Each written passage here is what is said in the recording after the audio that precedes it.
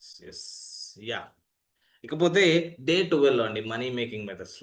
ఇప్పటి వరకు డబ్బుని ఎలా సంపాదించుకోవాలి టెక్నికల్‌గా చూసాము. లేదంటే మైండ్ సెట్‌ని మార్చుకునే విధంగా చూసాము.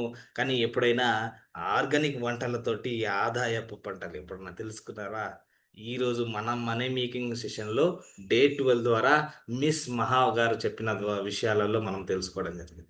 అంటే ఎవరైనా హౌస్ వైఫ్స్ ఉంటే గనక ఇంట్లో నుండి గూడా ఇంట్లో నుండి గూడా ఒక చిన్నపాటి బిజినెస్ పెట్టుకోవాలి. నా బిజినెస్‌కి నేనే ఓనర్ అవ్వాలి. నేనే లీడర్ అవ్వాలి. నాకంటూ ఒక గుర్తింపు రావాలి అంటే నేను ఒక బిజినెస్ పెట్టుకోవాలని ఉంది. నేను గూడా సంపాదించాలి. నేను గూడా ఎదగాలి అని చాలా మందికుంటుంది. కానీ ఎలా స్టార్ట్ చేయాలి అనేది ఎవరికీ తెలీదు.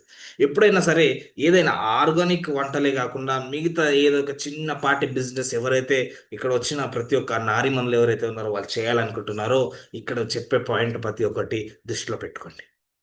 అయితే ఈ యొక్క మేడం చెప్పిన అంశాలేందంటే, ఆర్గానిక్ వంటలు మిల్లెట్స్ గాని, రాగులు, సజ్జలు ఈ మధ్య కాలంలో ఏందంటే, అందరికి హెల్త్ అవేర్‌నెస్ వచ్చేసరికి ఆర్గానిక్ వంటలు, ఆర్గానిక్ ఫుడ్స్ తినడానికి మొదలుపెట్టారు. అందరూ గూడా హెల్త్ అవేర్‌నెస్ తోటి సజ్జలు, రాగులు, జొన్నలు రకరకాలు ఇవన్నీ మిల్లెట్స్ ఫుడ్ తింటా ఉన్నారు. ఎందుకు అంటే, అప్పటి కాలంలో అదే బలాన్నిచ్చేది. మన తాతల కాలంలో అదే బలాన్నిచ్చేది. సో, ఇప్పుడు రాను రోజులు ఏమైందంటే అదంతా కొలాప్స్ అయిపోయింది. కంప్లీట్‌గా కొలాప్స్ అయిపోయింది.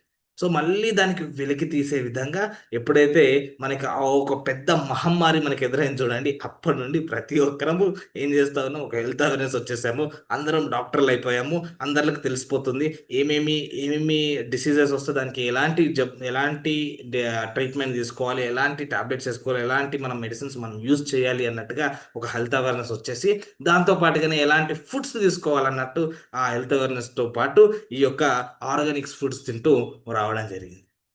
అండ్ ఈ మేడం చెప్పిన మాటలలో ప్రతి ఒక్కరి మహిళకి, ప్రతి ఒక్క నారుమనులకి ఎంపవర్ చేస్తూ, శక్తినిస్తూ మీరు శక్తి ఉండాలి. మీకు ఒక పవర్‌ఫుల్‌గా మీ యొక్క బిజినెస్‌ని స్టార్ట్ చేయాలి అంటే, మీకంటూ ఒక స్ట్రాంగ్ ఫ్యామిలీ సపోర్ట్ ఉండాలండి.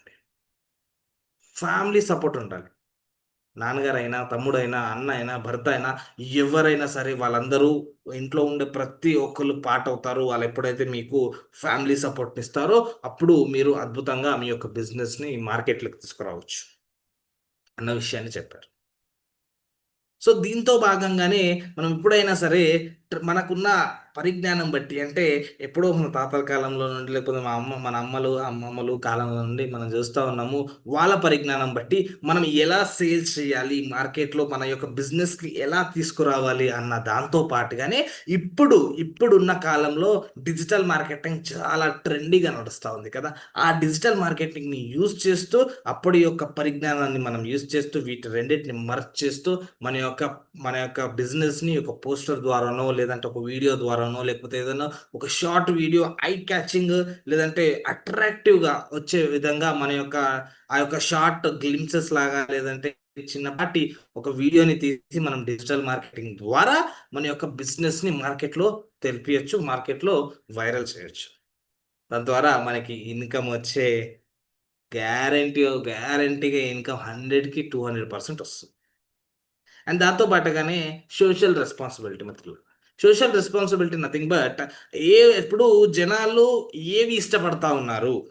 ఎలాంటి ఫుడ్స్ మనం పెట్టాలి? ఎలాంటి ఎలాంటి బిజినెస్ మనం పెట్టాలి? ఒకవేళ ఆర్గానిక్ వంటలు ఆల్రెడీ మేడం గారు పెట్టారు కాబట్టి, నా యొక్క బిజినెస్‌లో నేను ఉన్న ఆడియన్స్‌కి, నా క్లయింట్స్‌కి, నా కస్టమర్స్‌కి నేను ఎలాంటిది ఇవ్వాలి? అన్న దానిపైన అదొక స్ట్రాటజిక్ ప్లాన్ వేసుకొని ఏది ఇష్టపడుతున్నారు? ఏది ఇష్టపడట్లేదు? ఏది ప్ ఏది మనం మార్కెట్‌లో ఇంట్రొడ్యూస్ చేస్తే దాన్ని హైలైట్ అవుతుంది అన్న ఒక స్ట్రాటజిస్ ప్లాన్ వేసుకుంటే గనక మన బిజినెస్‌కి అదొక అద్భుతమైన బలం చేకూరుస్తుంది.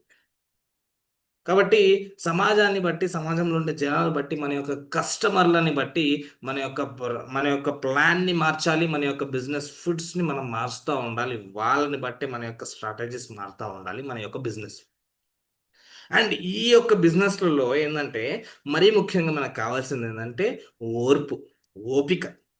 ఎప్పుడైతే ఈ పేషెన్స్ మనకుంటుందో అండ్ పేషెన్స్ అయితే ఎప్పుడైతే ఉంటుందో, మనము నంబర్ ఆఫ్ కస్టమర్స్‌ని ఈజీగా హ్యాండిల్ చేయగలుగుతాం. ఈజీగా డీల్ చేయగలుగుతాం.